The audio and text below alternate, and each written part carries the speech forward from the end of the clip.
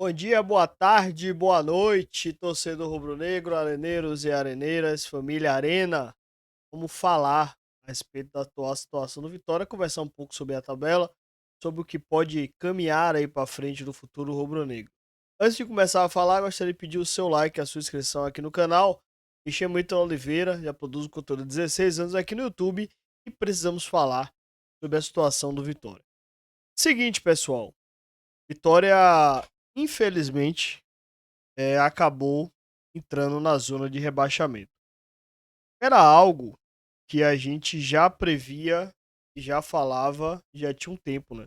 Inclusive, no final da transmissão do jogo passado, eu falava que a Vitória estava fazendo hora extra fora da zona de rebaixamento. Infelizmente, quando o Vasco bateu o Santos por 6-0, o Vitória entrou na zona de rebaixamento. Decidi gravar esse vídeo agora porque a rodada foi concluída, né? Com o jogo entre Mirassol e Cruzeiro, que terminou 1-1 nesta segunda-feira. Por isso que eu resolvi gravar esse vídeo agora. A situação do Vitória não é das melhores, né? O Vitória é o time que mais empatou no Campeonato Brasileiro. São 10 empates.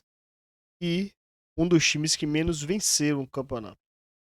Somente Vitória e somente Fortaleza e Sport. Fortaleza com a mesma quantidade de vitórias. E o Sport, que tem apenas uma vitória, são os times que o Fortaleza ganhou a mesma quantidade que o Vitória e o Sport ganhou menos que o Vitória. Ou seja, não é uma situação fácil, não é a situação das mais agradáveis para estar nesse momento, mas a gente sabia que sem os resultados positivos e com a sequência grande de empates, sobretudo no Barradão, em algum momento isso iria acontecer. Ainda temos times com jogos a menos. O Sport tem 2 jogos a menos. Fortaleza tem um jogo a menos. Juventude tem mais de 2 jogos. O Vasco tem 2 jogos. O Santos tem mais um jogo. E o Grêmio também tem mais um jogo. Nesta quarta-feira, teremos Juventude e Vasco jogando no Alfredo Jaconi. E aí o Juventude já paga um jogo e o Vasco também paga um jogo. Caso o Juventude vença esta partida, chega a 18 pontos, não mexe na classificação. E caso o Vasco vença, ele sai daquela confusão, ultrapassa a equipe do Corinthians e o primeiro fora da zona se torna o Santos, com a diferença de 2 pontos para o Vitória, porém com 3 vitórias a mais em relação ao Vitória. Em caso de empate, segue tudo na mesma, e a diferença do Vitória para o Vasco, que hoje é de apenas 2 vitórias, são de apenas 2 vitórias, passa a ser de 2 vitórias e 1 ponto. Ou seja, é uma situação que nesse momento vai se tornando crítica, porém não é irreversível, né? Já vimos o campeonato, já vimos situação do campeonato que se torna reversível a partir do momento que você vence os jogos.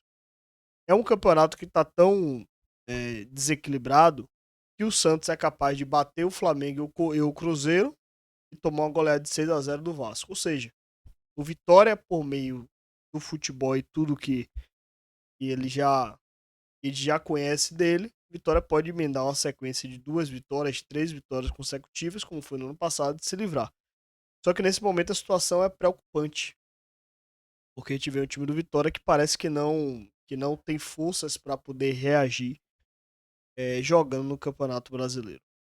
Na próxima rodada, na 21ª rodada do Campeonato Brasileiro, vamos dar uma passada, é uma rodada que começa é, no sábado, com Bragantino e Fluminense, Cruzeiro Internacional, Grêmio e Ceará. Esse Grêmio e Ceará, inclusive, é um jogo importante, porque o Grêmio hoje está na 13ª colocação com 23 pontos. O Bahia, aí vem no domingo, você tem Bahia e Santos, o Santos que está próximo da zona, Vasco e Corinthians, mais um time próximo da zona, Juventude e Botafogo, outro time próximo da zona, ou dentro da zona, na verdade, Fortaleza e Mirassol, Fortaleza dentro da zona, São Paulo e Atlético Mineiro. Na segunda-feira, teremos Palmeiras e Sport jogando no Allianz Parque. E o último jogo da rodada, Flamengo e Vitória. Ou seja, é uma rodada difícil para a Vitória, muito difícil para a Vitória, mas uma rodada difícil também para todos os times que estão ali próximos da zona. Praticamente apenas Vasco, Juventude e Fortaleza jogam em casa, mas pegam adversários chatos. Corinthians, que hoje tá brigando lá embaixo também. Botafogo, que briga pela ponta da tabela, hoje tem 29 pontos. Precisa da vitória para poder entrar no G4, para poder voltar a brigar pelo G4. O Fortaleza pega o Mirassol, que hoje é um time que é sexto colocado no Campeonato Brasileiro, que também olha para esse G4. E o Santos pega o Bahia, pega o arquirrival, jogando a Fute Nova, e o Bahia querendo se manter no G4. Além do Grêmio, que pega o Ceará, que é um time que está se mantendo ali no meio de tabela, que vai dificultar a vida do Grêmio jogando na Arena, apesar do resultado positivo do Grêmio diante do Atlético Mineiro, que até certo ponto foi surpreendente. Então, assim, a 21ª rodada não é uma rodada das mais tranquilas, já não seria para o Vitória e não é também para os outros times. O que é que o Vitória planeja e o que é que dá para se apegar neste momento do Vitória? Primeiro, contratações. Vitória ainda pensa em contratações? Pensa. Tem alguma coisa engatilhado? Não. Vitória pensa a contratação do zagueiro canhoto, de mais um ponta, de mais um volante, diante da situação de Rubens e Ismael, e também da situação de um lateral esquerdo. Mas tudo isso vai depender do mercado. Vitória gastou muito na primeira janela, fez muito investimento agora novamente e vai esperar que o mercado se abra para ele buscar. Tá sondando, buscando informação, mas nada de tão concreto. Se quiser realmente contratar, o Vitória tem 2 semanas. Temos hoje na terça-feira, dia 26, e dia 2 quando fecha a janela. Ou seja, 2 semanas para poder contratar ainda para esta temporada. Se realmente for para contratar, vai ter que correr atrás. Se não contratar, a esperança vem do departamento médico. Lá a Vitória tem hoje. Seriam titulares do time Cáceres, que hoje tem sido o melhor lateral direito do Vitória, embora não esteja passando por uma boa fase. Você tem o Baralhas, que hoje é volante titular do Vitória, e também está no DM. Para esse jogo diante do Flamengo, você tem Ronald e Zé Marcos, que são dois titulares que estavam suspensos. E no DM você tem Mateuzinho, que embora também não esteja vivendo a melhor das fases, é um jogador que se espera muito. Você tem também o Romarinho, que é um outro meia, jogador experiente, que também se espera que ele recupere a boa forma física. Opções para o banco. Lá também você tem William Oliveira e você tem Claudinho. Jamerson, Cauã e Rubens Ismael, eu acho difícil que retornem ainda para o Campeonato Brasileiro. Rubens Ismael tem possibilidade. Jamerson e Cauã, muito pouco provável que retornem. Então você tem no departamento médico de Vitória, Cáceres, que só deve voltar para setembro. Baralhas, que tem possibilidade nesse jogo do Flamengo. Romarinho, Mateuzinho. Isso aqui você tem 4. Mais Claudinho como opção 5, William Oliveira 6.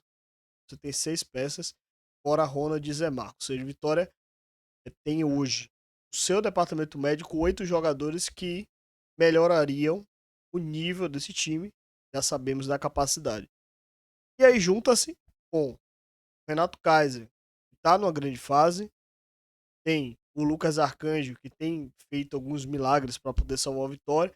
Se inclusive não tivesse intervido no jogo de Juventude, a Vitória tinha perdido o jogo. Tem o Canta La Piedra, que surge aí como uma grande novidade desse time. Tem apresentado bom nível. Você tem o Eric, que é um jogador que com o Carille, com as movimentações de Carille, um jogo mais vertical, com as mudanças de corredor, ele tem se destacado mais, tem participado mais, tem dado assistência. É um jogador que se tornou importante. E aí esperar que esse time ganhe corpo novamente. É óbvio que no aspecto tático existem algumas evoluções. Mas, assim, ainda muito tímido daquilo que a gente espera, né? A gente quer evoluções mais rápidas e agora tem tempo para treinar, né? Não tem justificativo para que o time demore tanto para poder evoluir. Mas é daí que tá a grande esperança em campo. Fora de campo, é, não sei se é difícil se falar em Barradão lotado diante do que aconteceu do Juventude. O que a torcida espera é uma resposta diante do Flamengo, para aí sim se projetar um Vitória Atlético Mineiro. Vitória entrou na fase do jogo a jogo. Entrou na fase do vamos jogando e vendo o que acontece, esperando que o time encaixe, que o campeonato se abra e que a torcida compre essa briga novamente e ajude nos resultados. Vitória vai ter que ir trabalhando com as possibilidades.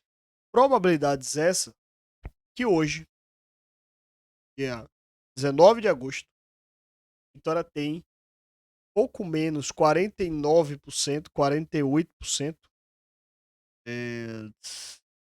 O Vitória tem hoje, em termos de queda, olhando para o FMG, 49% para não cair.